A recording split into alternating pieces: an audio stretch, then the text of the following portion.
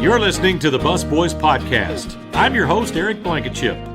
We'll be telling stories about life from the road from all aspects, from the driver's seat to the people riding the bus to the folks building the bus.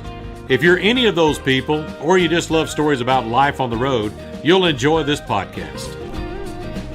And welcome to this week's edition of the Bus Boys Podcast, brought to you by All Access Coach Blend Coffee.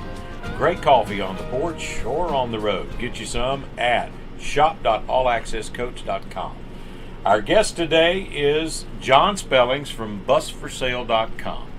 Hello, John. Good morning, Eric. How are you today? Mighty good coffee I'm drinking here this morning. That's right. That's good stuff. I got a nice fresh cup myself. So John, we're going to start out. Our podcast is about buses and about people that have stuff to do with buses. And so I'm going to start by asking you, when did you start? First time you touched a bus, when was it? 1975. Straight out of college. Went to work for the old Continental Trailways Company. Okay. I was in Jackson, Mississippi. I got the job. Back then, Continental was owned by Holiday Inns. And I had a family friend that got me the job. And I started in Jackson, had a corporate career with them, moved around the country several times, and then I did a stint with Greyhound, had a Greyhound franchise and a private charter bus company, and then I bought into your industry. I bought a bunch of buses from a guy named Curly Jones. Have you had Curly on the show yet? Curly's been here. Curly's been here, so I can blame Curly for my experience in the entertainer leasing business, but that led to me selling buses, which is probably the most fun I've had in the bus world. Gotcha. Well, so what all did you do for Continental Trailways? Well, I was at schedules and routes. It was called the traffic department, sort of like the legal department. Right. Back in those days, we were highly regulated, so there was a lot of ICC work back then. And then I moved into operations, and then I left them and did a deal with Greyhound and created a franchise product. So that was a pretty good deal while it lasted. And then I turned that into a private label charter bus company and sold it to a couple other charter operators, and was hanging around and ran across Curly at Fanfare backstage, and he convinced me I needed to get in the entertainer business. And the way to do it was to buy his old junk. Yeah. And so I did. Did you ever drive? No, I never drove. Okay. So that's kind of wild. You're in the industry, but some people, or majority of the people, got in as a driver. That's right. I started on the white collar side, you might say, but first time I drove, I'll never forget. We were hauling a bunch of troops during Desert Storm 1, and we were out of drivers, and there was a load of troops on the ground, and I asked my dispatcher, "Where's the driver?" And he goes, "We're out." And I said, "Well, then you take them to Fort Campbell." He goes, I don't have a CDL. I don't know how to drive a bus. You take them." And I go, "Well, I don't have a CDL, but I know how to drive a bus." And he goes, "It's your bus, you take them." So after that, I decided I better get a CDL, so yeah. I did. So I've had one for a bunch of years now. When you got into the entertainer side, was that when you were at a location in Hendersonville? No. Actually, I partnered up with a guy. When I bought Curly's buses, I didn't have enough buses to open up a shop, so I partnered with a guy named Bob West, who was in the trucking business, and he had a division of E-vans and a sales department that catered to the entertainer industry. So we operated my little leasing business under the name of West Entertainment.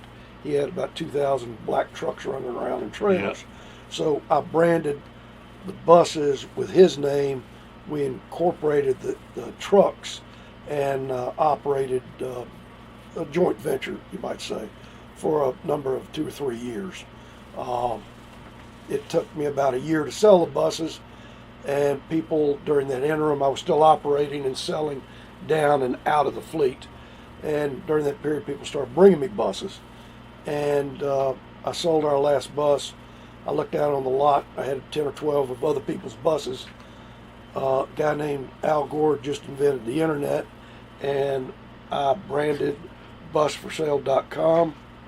Took back our wedding gifts. I just gotten remarried to Dillard's department stores. Got a compact computer, and we operated 1/3 of a single wide trailer. And now we've got a very nice facility, if I do say so, in Goodlettsville.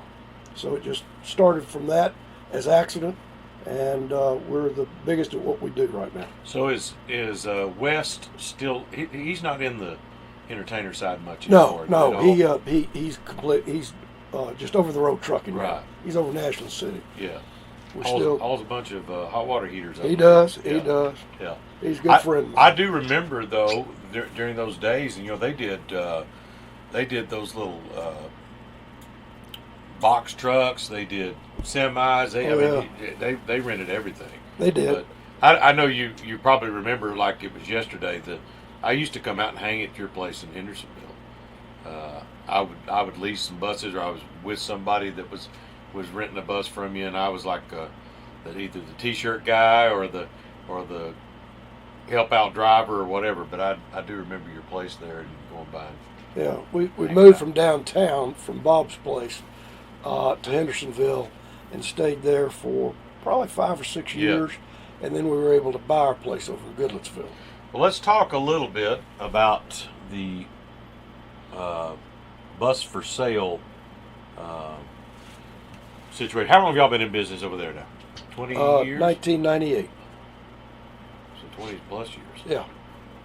And for those that don't know, I mean, you're not in the lease business anymore.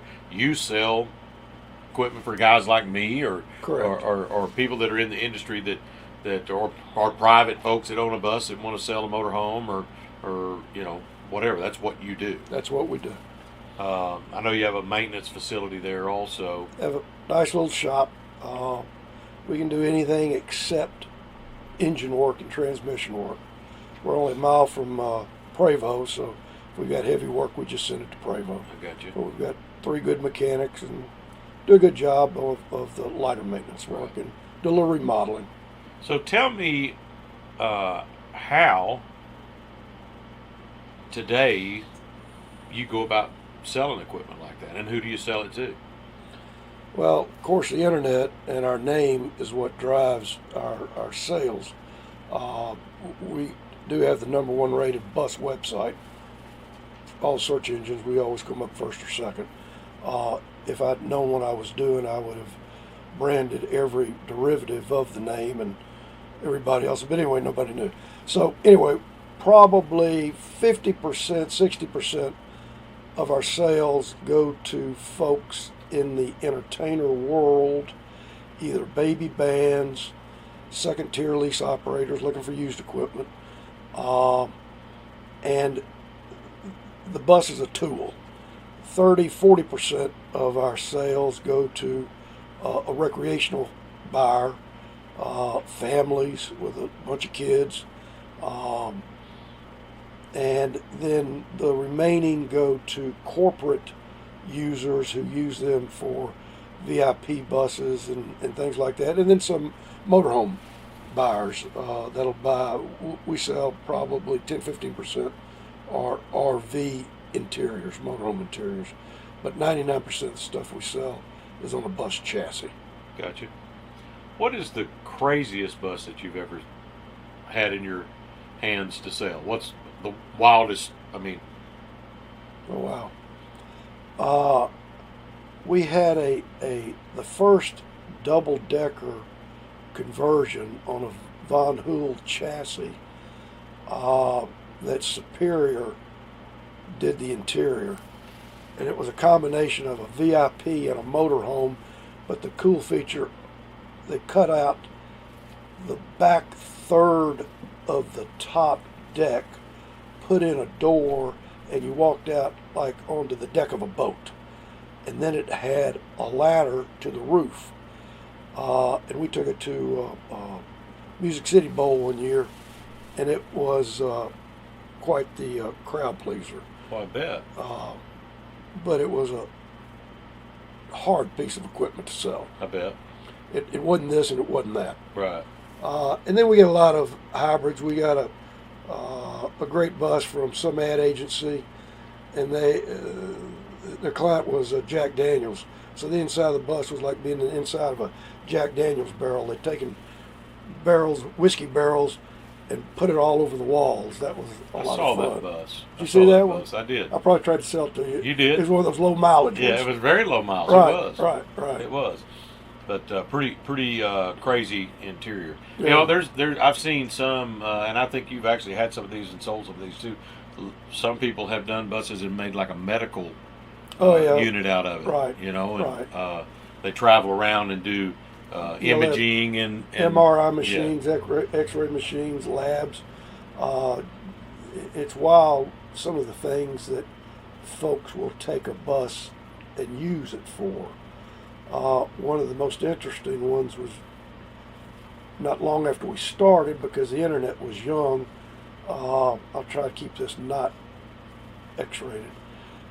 He was from Reno, Nevada, and he was going to cater to the Japanese business guys, and they were going to play golf in the day, ride the bus at night, and go to the various legal brothels in Nevada. Gotcha. And so he bought an old 12-bunk Eagle from me, and I'm going, that's the most interesting concept I've ever heard for a bus. I mean, legal use of it. Right. And so anyway, he brought the bus back 6 months later. I said, what happened? He goes, I was getting 50,000 hits a night, but I couldn't get any bookings. So I got the bus back, got to sell it again. Oh, wow. I know this is probably a loaded question, but I know you probably had buses that you've sold and resold and resold and resold and resold. Do you have one in particular that you could say, I've sold that bus X amount of times? I know 5 times is the winner. 5 times. And it's on the lot right now. Is it for sale again? It's a gift that keeps on giving. Yeah, well, goodness. We carry the paper on some buses, and what happens? It's like the boat.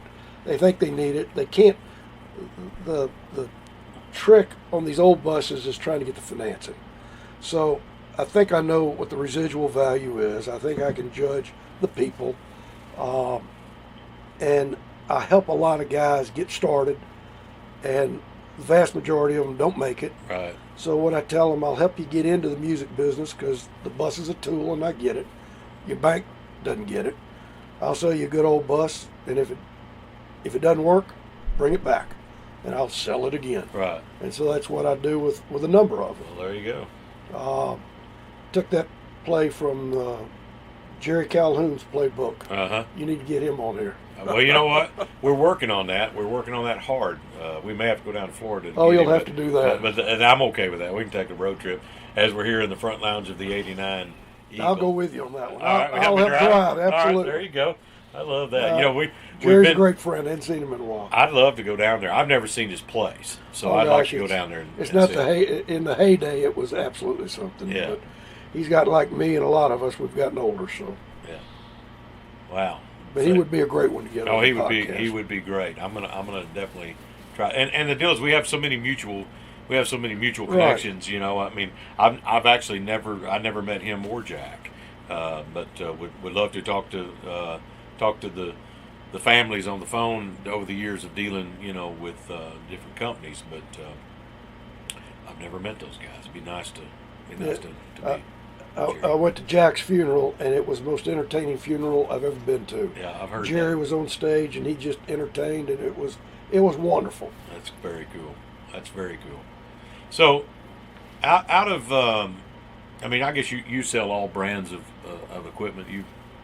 Oh yeah, everybody, and some that you probably never heard of, but we've had 1949s to 2020s now. Yeah. We'll sell 1 or 2 new buses a year. We'll sell a number of new shells a year, but our sweet spot is that 2000. Right now it's 2000, and when y'all get rid of them and you're holding them longer than usual, But 2010 to 1999s is the mix.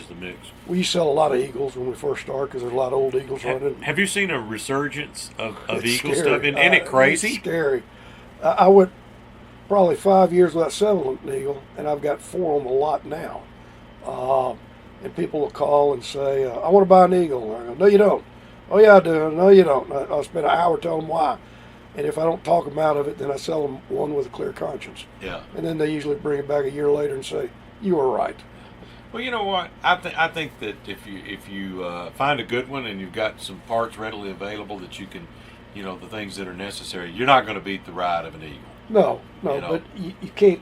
Some of these bands, they can't afford it. They can't afford to own it. They Right. say, well, that's all we can afford. And you go, no, you can't. It's a barn bus now. It's a recreational vehicle. Right. You just don't want to push them hard because mine's broken down in my lot as we speak. Well, So the best owner of an Eagle bus today is a guy that's in the bus business. right. I'm sitting here right now on the lot. There's 7 Eagles sitting right here on this lot. You look like you're hoarding them, baby. Yeah. I looked at them. Yeah. So and that's okay. I kind of got a A little lock on the market right now. little special on those. I love the Eagle. I love the way it looks. I mean, don't get me wrong. I love the Prevost too. I think they're great. Eagle's just kind of like having an old '57 Chevy. Is what Absolutely. I say. Well, I mean, I know. started with Trailways, and we own Eagle. Yeah. I tried to buy Eagle a couple of times. That deal didn't work out. Thank you, Lord. I took my son on his high school graduation trip to Aguas Calientes, and he got to go where they were storing the old jigs and meet the gentleman that owned it. He built Detroit diesel engines in Mexico for the South American market. Right. So anyway, my history is long with Eagle. Yeah. And there is a big nostalgia thing with an Eagle, though. Absolutely. It just is, and as the market changes and Prevost came into the market, and what's the first Prevost entertainer you recall? What year? 85, 86. Yeah. My recollection, I wasn't in the entertainer side then, but my recollection is that's about the year, because I started seeing them. They brought 30 in and sold them. J-Boy, those guys Yeah, told you the history. yeah. There were like 3 of them that they each bought 10 apiece. I believe that Yeah. was the deal. And Eagle was still the driving force. And then they made some missteps. Of course, they sold Trailways and they merged with Greyhound. And an Eagle went on the open market, and they just didn't have enough production when they lost the 2 companies, or the gentleman that bought Greyhound and Trailways did not buy the manufacturers, MCI or Eagle. So they were locked into having to buy MCIs because that was the dominant bus. They bought 2,500 MCIs, they bought 700 Eagles. So when they combined the fleets, boom, they had to switch to all MCI. And that dried up the line production for Eagle. Right. They had to rely on the entertainer side, and that just wasn't enough to keep production up. Right. So Prevost about that time broke into the market, captured a piece of it, and then it was game over. Let's talk a little bit about back in 08 when the economy tanked. Do we have to? And well, I think if we don't study our history, we're I soon study going to it. repeat it. I study it every day. There was a lot of companies in the lease side that had a lot of equipment, and during that time, there was a lot of companies that lost a lot of equipment, Yeah, they did. or had to sell off a lot of equipment to keep from losing it, and it kind of tightened up the entertainer side of business for a little bit, which, from where I'm sitting, I think was a good thing. Oh, absolutely. What that old expression, what doesn't kill you makes you stronger. And it doesn't matter what line of business, the guys that came through the recession came out the backside stronger and are prospering today because you survived, and we survived, and we learned a lesson, and we don't forget. Right. And yes, oh, absolutely. When I was in it 100 years ago, everybody's running 20, 25 buses. Right. And today, that's no longer the case.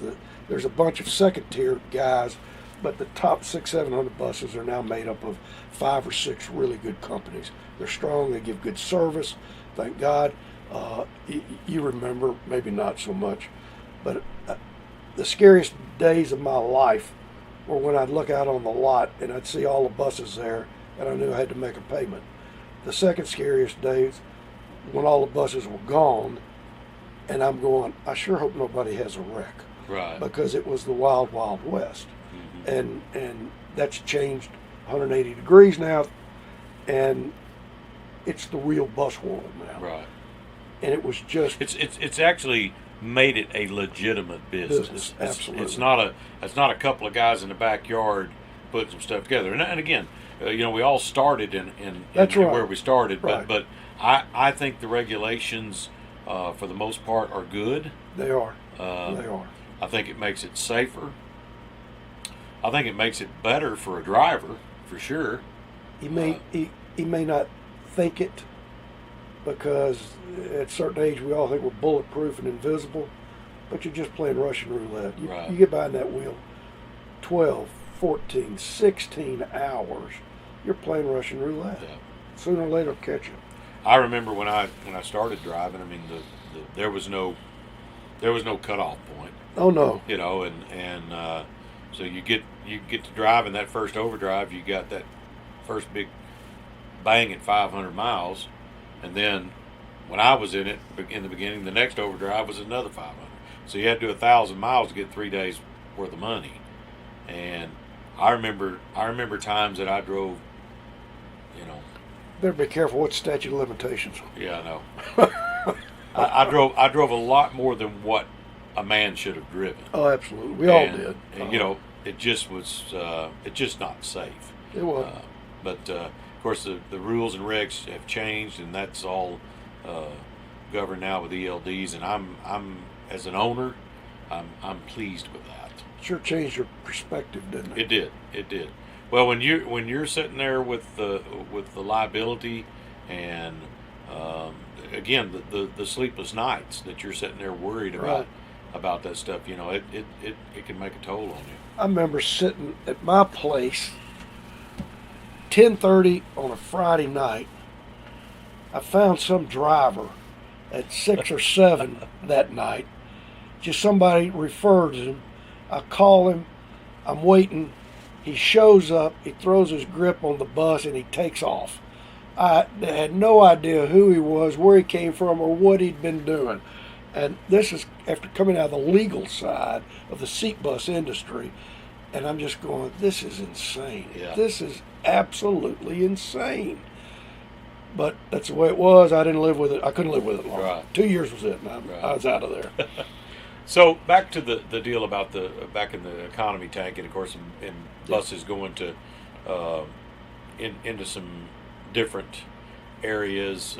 Different companies took on some of those buses. I know we as All Access took on 4 or 5 pieces of equipment, and then about that time too is I think when another situation changed with bus companies.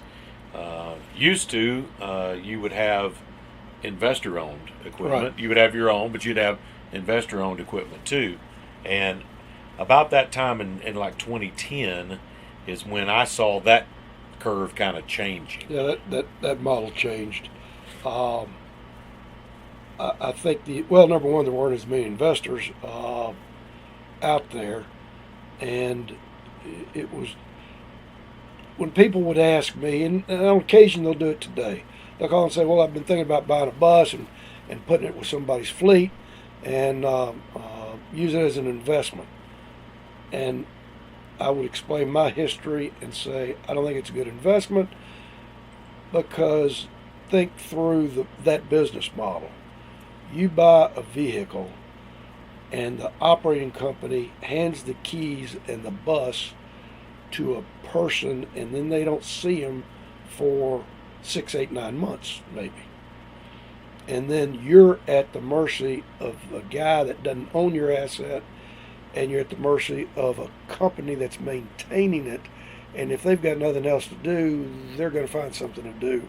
And usually it's your bus. Now, everybody didn't do that, Right. but a lot of them did. Right. And I would just tell them point blank, I can't recommend that as a business venture. Let me put it this way. I don't have any buses out there running. Right. And so if you just want to take my lead, take that $500,000 and put it somewhere else, it makes you 6 or 7%. Right. So yes, it did change, and now there's very few of those buses out there. And I'll be honest with you, I like that aspect of it. We had investors here when we started, and we dwindled all that stuff down, bought those guys out. We have an original guy that was here when we started that we're still we're partners with him. It's not an investor-owned bus. Right. It's a partnership, which is different. But when we started, we had a bunch of investor-owned pieces of equipment. That's how we got started. We couldn't have done it otherwise. Right. But I'd say virtually everybody did. yeah, that Everybody model started has that way. definitely changed Right. quite a bit. But the other thing too now is I've always said, I think that you can agree to this, that we have different levels of companies now. We have an A company, a B company, a C company, and I think you've got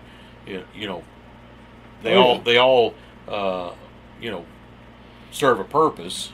The A's, again, going back to 100 years ago when I was in it, the A's, there were 40 A companies. Today there are 10 A companies running that same number of buses that the 30 or 40 A's were running Right. 100 years ago. So yes, there's a definite tiers to the market, A, B, and C. And I don't know how much longer the C's can hang on. Insurance is the killer right now. Driver relays, nobody can be an outlaw anymore. Used to, the C guys would just get in the bus and go. No driver logs, no nothing. Right. And they could get insurance at it was easy entry because you could get insurance. Heck, it's a hard startup either on the seat bus side or on the entertainer side. It's just impossible nearly to be a startup these days. The crazy thing is too, with the safety that is coming along, talking about that, but now it's even harder to get insurance, Right. or get a good rate. I mean, That's right. On insurance. And I was at a bus meeting not long ago, and they were forecasting 7% average increase this year. That's average. So if it's an average, somebody's 14, 15. Right. And if you're a little guy, that's a lot of money that you got to come up with. Correct. So anyway, And those guys, the C-level guys, are probably more seasonal. oh yeah, I mean, and that what it is. It's a supply and demand. I mean, you can rent a bicycle with a basket on the front of it to an entertainer in June because Right. there's nothing else there available. So those C-level acts can do it, but their only probably utilization is only probably 50% at most. Oh no, it's less than that. Right. Well, that's what I'm saying. So Right. so you got 12 months worth of payments, trying to do it on 50% or less. Right. It's going to be difficult to do. Right. It's a very strategic thing now in making your lease right and doing your numbers to make this thing profitable. Oh, it's a business now. You know very well. I've go in everybody's facilities and I've watched them improve and get more sophisticated. The survivors, the ones that didn't survive. Right. It's a real business now. Used to, we operated it out of our back pocket. Do you see too? I've noticed lately an increase in newer buses coming into the market. Yeah. Some people ramping up a little bit more than they have in the past. That seatbelt thing stymied sales for Bravo for about 2 years, but everybody's starting to have to catch up now. Yeah. And I'd say Shelp sales will probably get back to normal this year, based on what I'm hearing and seeing. Well, we went through a period probably from 2010 to 2014 that we probably only put on one or two new pieces of equipment during that time. Right. Just simply coming out of the recession, kind of letting the dust settle. Of course, financing was another issue at that point. You know, I mean, banks were scared to loan any money, regardless of what your history was. You know, they just weren't loaning money on much equipment, so it was kind of a tough scenario through there. But I have seen lately that it looks like, you know, people are ramping up and doing more newer equipment now, and we are too. Right. I mean, you almost have to anymore to keep up with the Joneses. Well, I mean, you know, they want newer equipment. Plus, there's new technology. There's new things that you know you can't get in an older piece of equipment that you're going to get now. Right. Like all those emissions that they give you. Yeah, emission stuff, and majority of our stuff is on the interior side. That's newer. Y'all's You know. interiors have turned 180 degrees from when I was in it back then. But y'all, the technology and the creature comforts are they're there. Right. It's quite nice. So it'll be anxious to see what the next 3 to 4 years does. I just hope that as an industry that we don't oversaturate the market again like it was before. So everybody goes from 90 to 95% utilization down to about 65 or 70%, because you have some guys that'll be in that B level, or even some that I would say are in the A side that will bend the rule and say, okay, I'll go ahead and only do a 6-month lease with you. I'll go ahead and just let you have it during the summer, and we won't worry about the winter months. And you know, that's what ends up happening. Is I think it kills our market. Well, supply and demand is in balance now, but like most things, it gets out of balance. Right. So you can only hope. You know, I always like to try to sell equipment. I like to try to sell it out of the industry so that I'm not competing with it. That's common sense down the road. And I'd say maybe 20-25% of what we sell gets out of the industry. Right. And it's amazing the thought process people put into buying a bus. It's just crazy sometimes. But in any event, I see that y'all are operating them a little longer than you used to. Correct. And now that's caught up. It doesn't matter to me where they fall out of y'all's pipeline, whether they're 7 years old or 10 years old, once the pipeline is restocked. But we had a pretty thin couple of years here recently when with that seatbelt thing, and y'all were having to hang on to your stuff till they resolved it. But now they're starting to pop out of y'all's end and over onto my lot. Right. And you know, I don't compete with a B level company for what I'm doing. Right. So when I'm saying sell it out, I see that being a good thing if that guy stays in a B level market. Right. You know, there's plenty of work there for those guys. Oh, there is. And they can still do good especially with equipment out of our fleet, because it's basically still new when we sell it, even though it's 15 years old. I think I'd rather sell y'all stuff than anybody's. Well, I'm glad to hear that. You just don't sell enough of it. Well, it's coming. Good. It's coming. So my wife will be glad to hear that. We're ramping up our production here, and we're not getting any bigger. We're just overturning our fleet is what we're doing. Right. So, but man, I tell you, the demand for us on Star buses is crazy, which is something that's, again, for a while was just kind of nobody really was wanting a new Star bus. We'll just take anything you got, right. And, but guys are again, the industry being what it is, these guys have to go out on the road to make a living. They're not making it off recording record sales and downloads, so it's a good thing. Right. It's a good thing for the bus industry for sure. Well, I tell you, John, I'd like to invite people to your website, busforsale.com. Check out if you're in the market for a seated bus, an entertainer bus, a team bus that Yes. you just might happen to have on the lot. I've got a great team bus Yeah. over there. It sure needs to go somewhere. The owner of it would really like to see that gone, if you know what I mean.